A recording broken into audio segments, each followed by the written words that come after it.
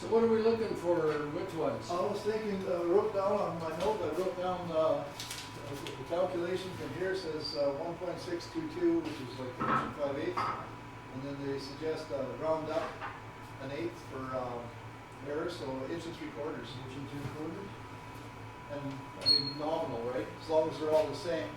Yeah, that's the only difference there. It just affects the dimension of the box. As long as they're all the same, the box will be perfect.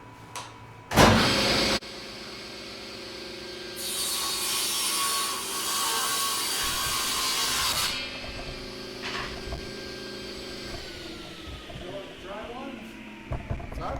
You want to try one or? Sure, you want to cut a bunch? let's try one and then we're doing the setup.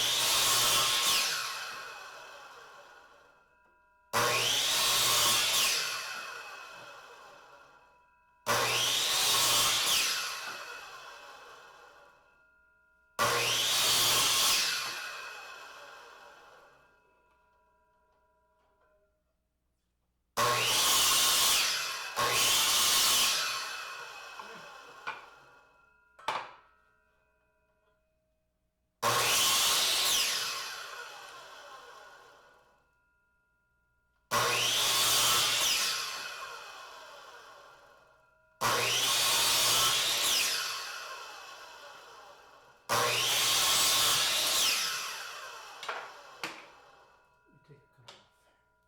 Sure. Okay.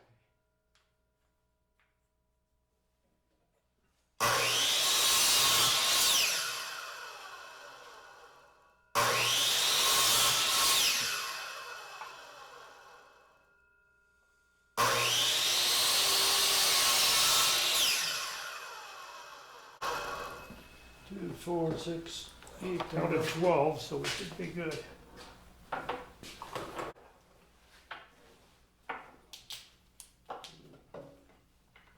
Pointy part goes to the inside. Pointy part goes inside.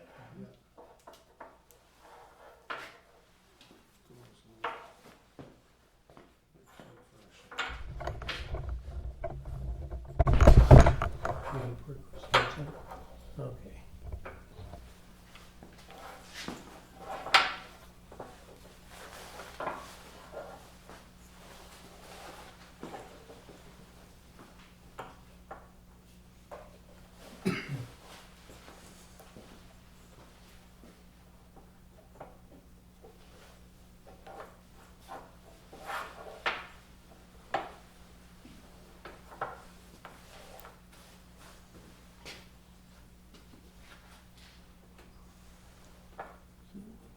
Here we got a good one here.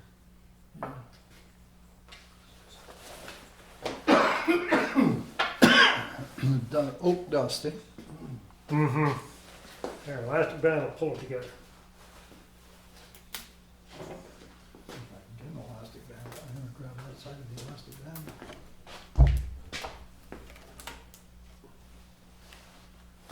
Hey, Looks like that's gonna work. pretty precise too. Perfect.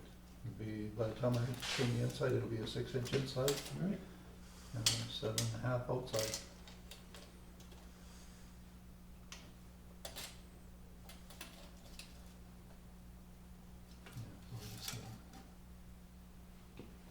Yeah, if I take a 6-inch, it'll be like 1/8 of an inch off the inside, and the minimum diameter on the outside will be 7.5. That'll leave over 3/8 of wall thickness, Yeah, which will be perfect. I mean, that'll be more than enough. yeah. I think that's the setting. Seems to work, eh? Mhm. Seems to work. And we'll get a circle like that and, Wow. Piece of cake. yeah, I like that. That's,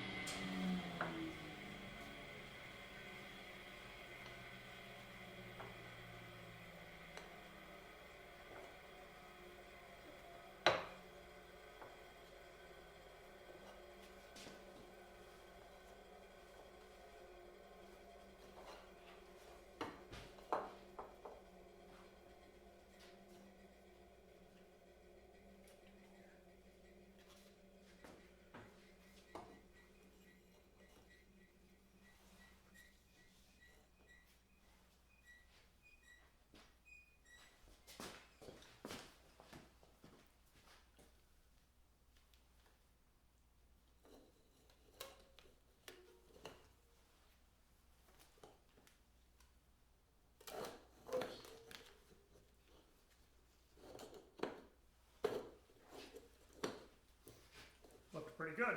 that looks really good. That's awesome. That is so awesome.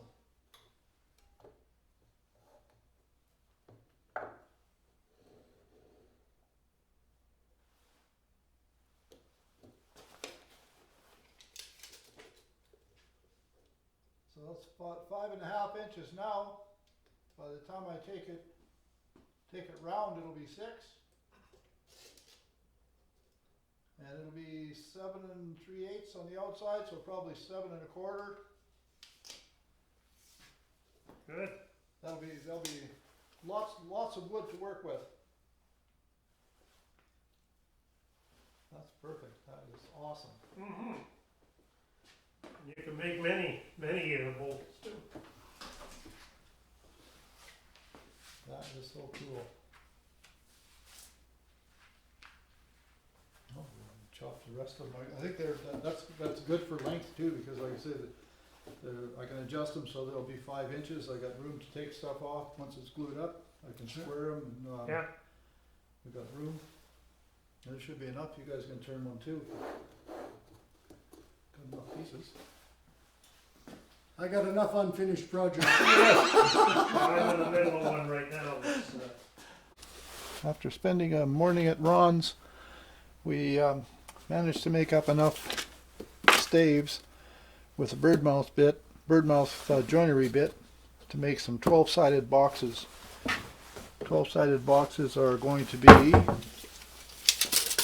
approximately 6 inches inside diameter, and outside diameter will probably be about 7 inches, so it'll give us a wall thickness of about 1/2 inch.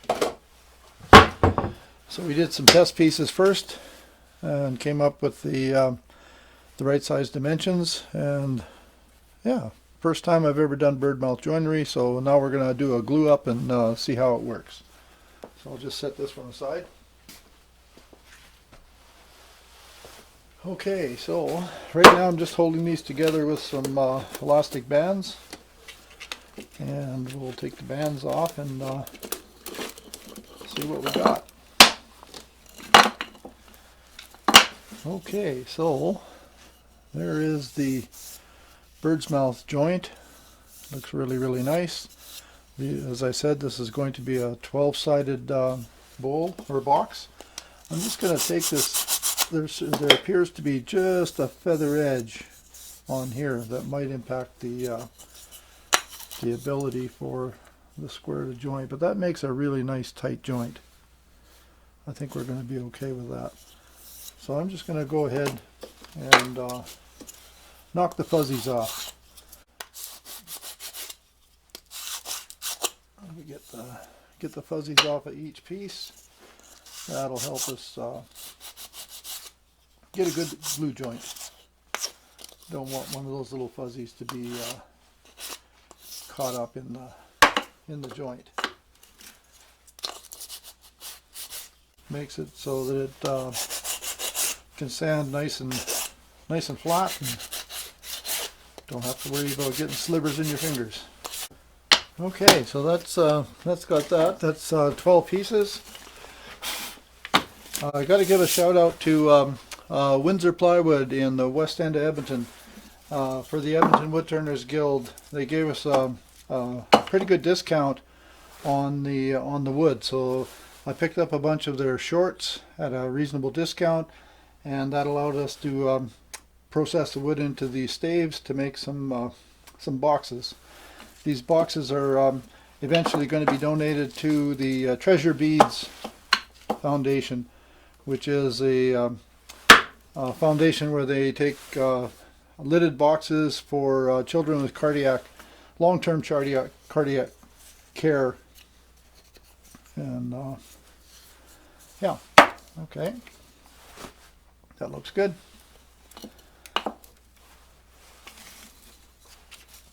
One thing we learned when we were making the staves is that for the 12-sided staves, the long point of the stave is on the inside of the box. If it was a 6-sided box, then the short side of the stave would be in the inside of the box. So a 6-sided box, the bit that I used is a 6-sided or a 12-sided. It's the same bit. It's just how you assemble the pieces. Okay, so there's a, oops. Gotta get the short beak on the inside of the bowl or box. And just to show you what that looks like when it's tied together. So there's a 6-sided box. That might not be too bad either for a small box, maybe make a pencil pot or something, or a real small birdhouse, but there's a 6-sided, but we use the same bird's mouth bit to make the 12-sided box. we just invert them, put the long point to the center of the box. Okay, enough about that. I'm just going to lay these down here in an order, and we're going to do a glue up. Again, this is the first time I'm doing this, so we'll see how it goes.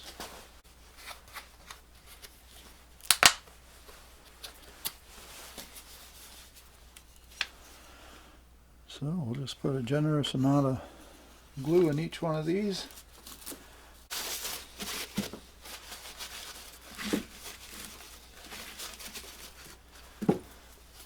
Okay, we'll set that aside to dry, and we'll come back and maybe tomorrow we'll be chucking this up. I'm going to make a couple of jam chucks, and I'll show you that tomorrow. We'll hold them on the lathe, we'll turn the outside round, and then we'll probably end up making a donut chuck or something to hold it so that we can turn the inside, so the inside can be nice and smooth around as well. But that'll be a project for tomorrow after the glue dries. So this one here is, that one was made out of oak. This one here is maple. So we'll do the same thing again. We'll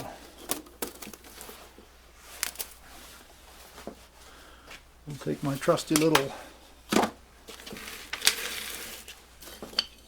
sandpaper jig, get rid of the fuzzies, and get ready for glue up.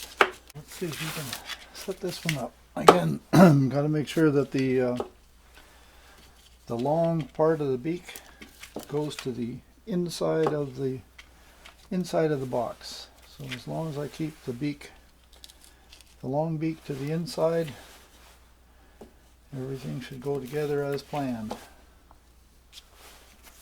Having them laid out in order definitely will help.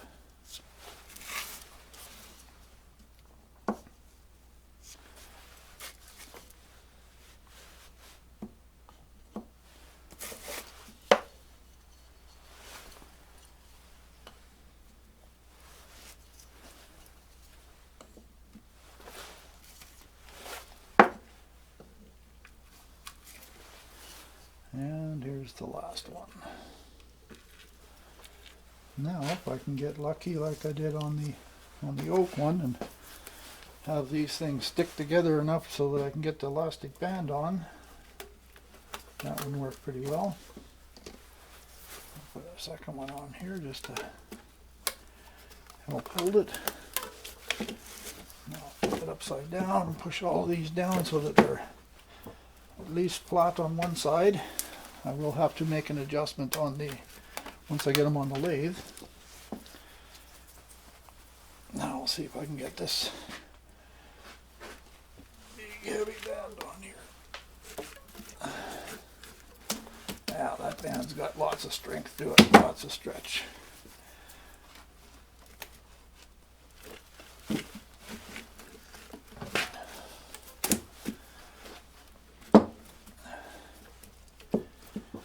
Now that feels like it's got a pretty nice solid joint.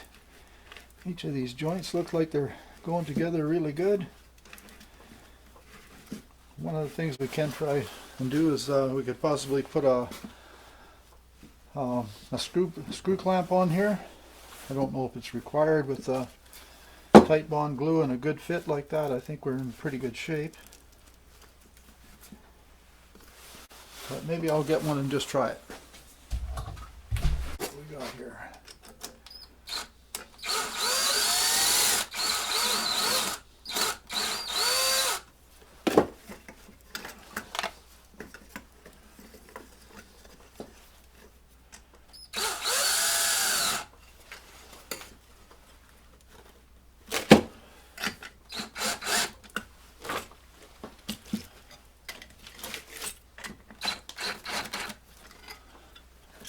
That's pretty good. I think I'm going to do the same to the other side here.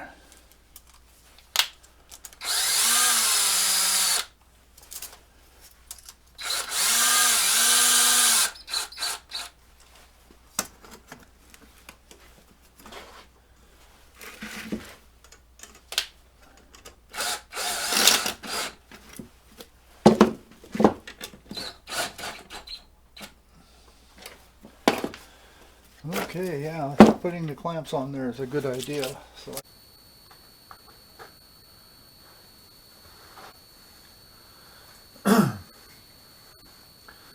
Okay, so the other day we were making up some of these boxes and I glued them all up and we turned them around. Unfortunately, my camera failed to record the turning the outside round, but we'll just redo it a little bit here. Basically, I made some jam chucks. The jam chucks have a tenon on here that'll fit in my number 3 jaws. And this tenon on this jam chuck is was a little bit undersized for the opening in the box, so I just fitted it up with masking tape. Well, this one here looks like it's a little bit loose, so we'll just take up a little bit of the space with some more masking tape, and that'll help keep the box centered. Even though we've cut all the staves the same length, the same width, it still seems that each one of the boxes, once they're glued together, have a slight difference in ID.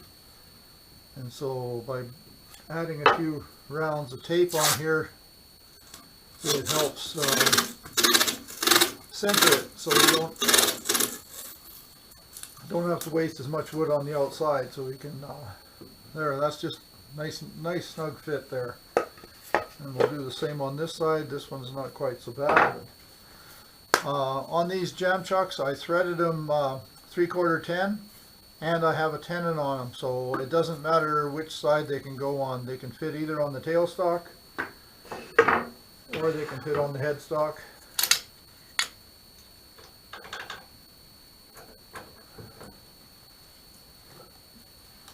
Makes it nice and easy to mount and dismount these boxes.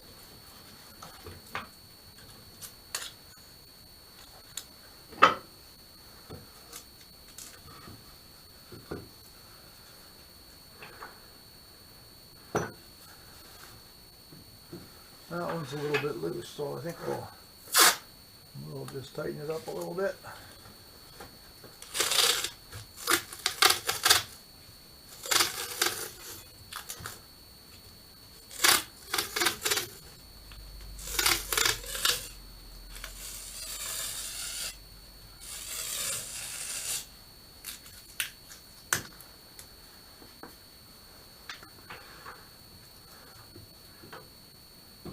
There we go. There. So that's got a pretty good hold on that.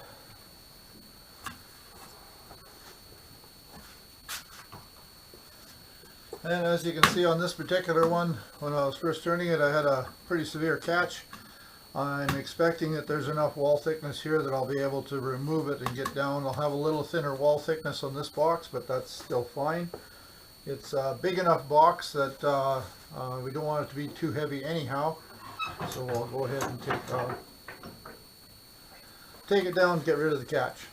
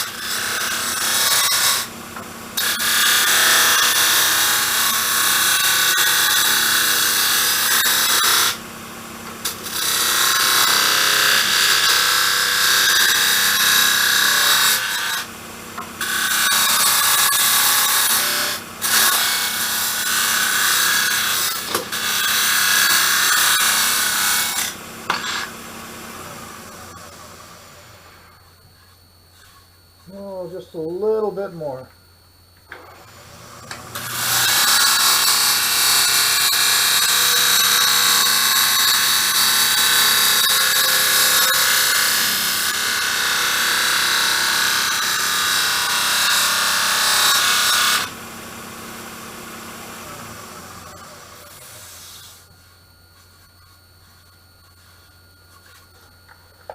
There, that looks like that's gotten rid of the catch.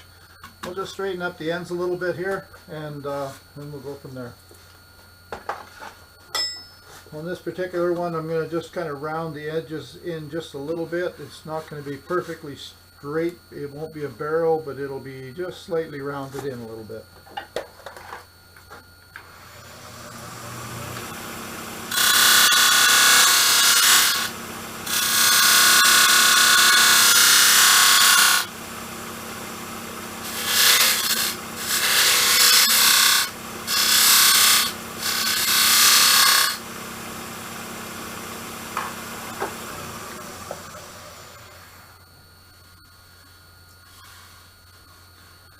And it looks like on this particular one I didn't get the staves exactly the same length, so I'm going to have to sacrifice a bit of height on the box. But what I think I'll do is I've got lots of thickness here.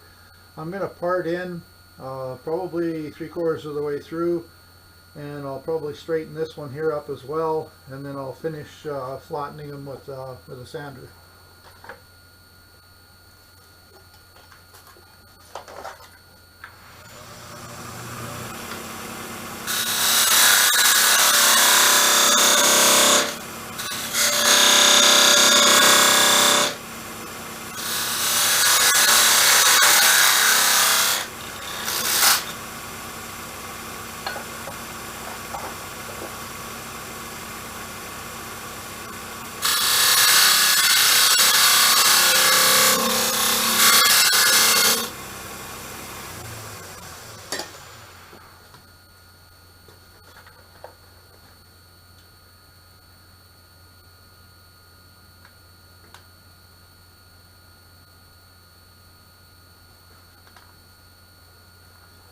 Yeah, I think what I'll do is, while I've got it up here, I think I'll take advantage of the jam chucks, take some of the pressure off here, and I'll just use a handsaw and cut those down.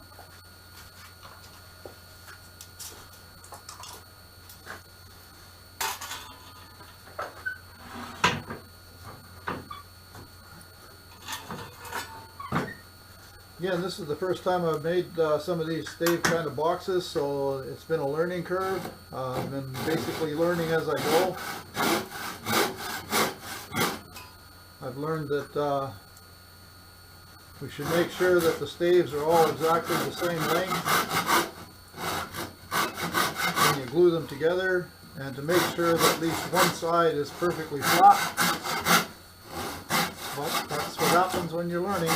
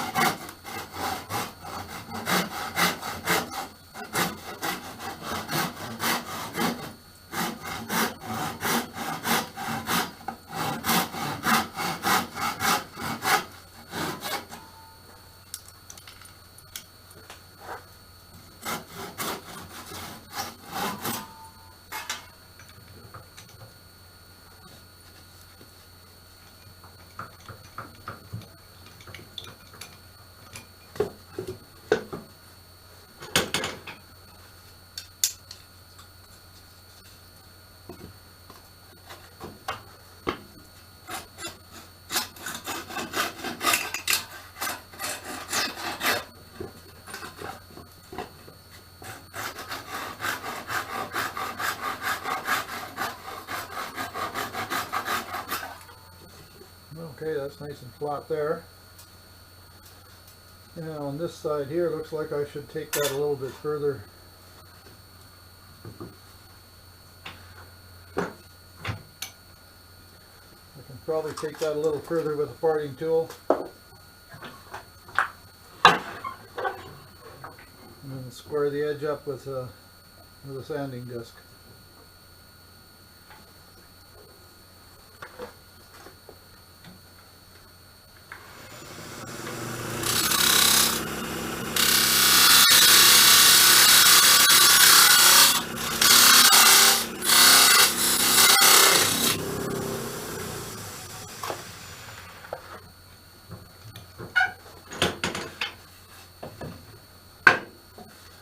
There we go. that looks nice and straight. Just needs a little bit of sanding in there to get rid of the fuzzies.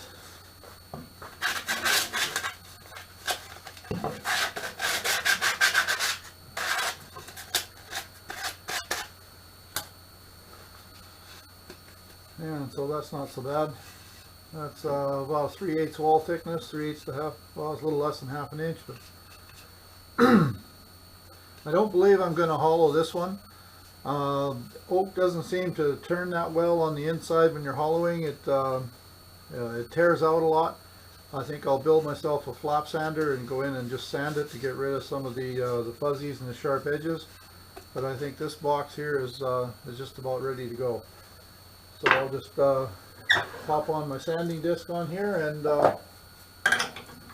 we'll flatten the bases, and then we'll be able to go ahead and make a base and a top for it.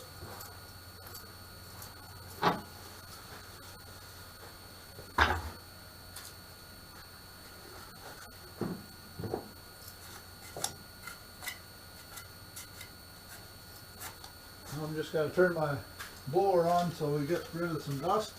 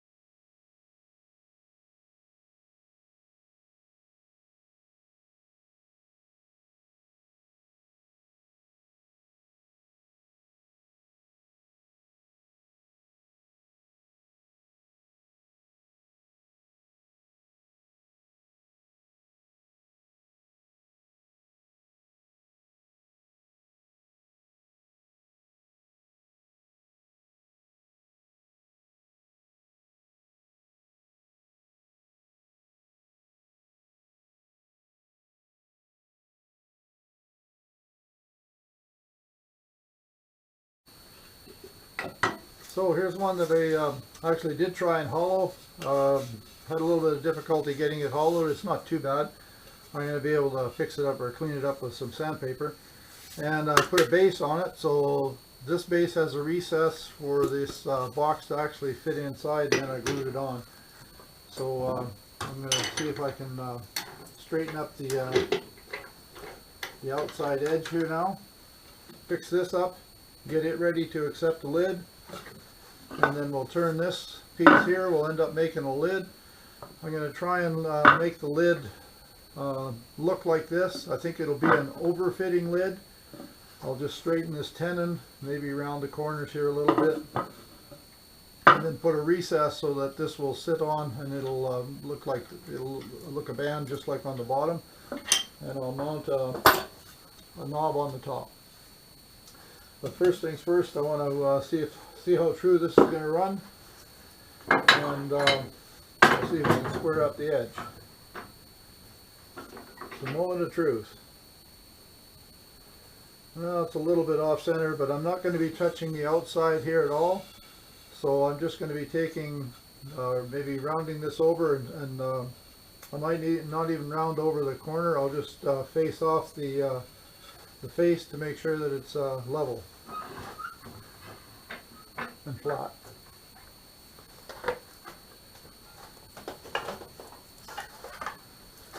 And because this is actually spindle turning orientation, I'm going to use my 1/2 inch spindle gouge.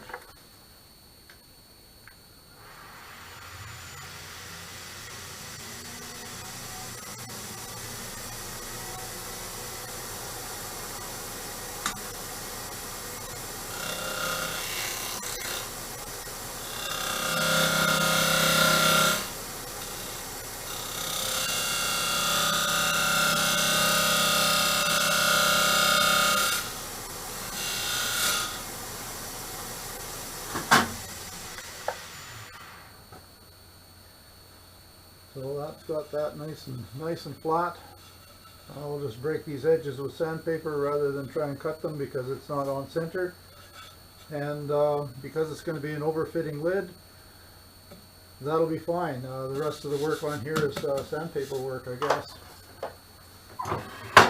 I'll just break the edges with while it's on the lathe.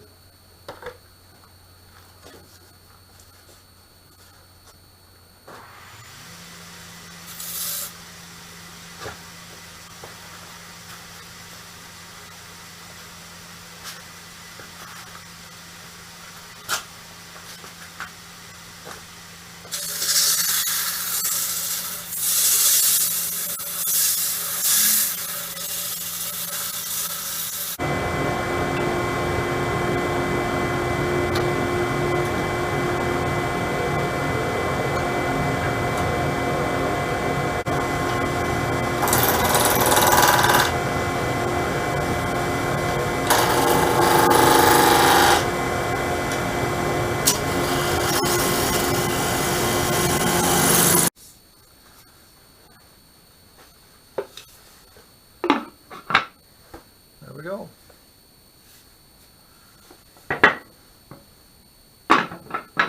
Loose fitting lid. Lots of room for beads in there. So I just need to put a finish on it and call it a finished project. I'm going to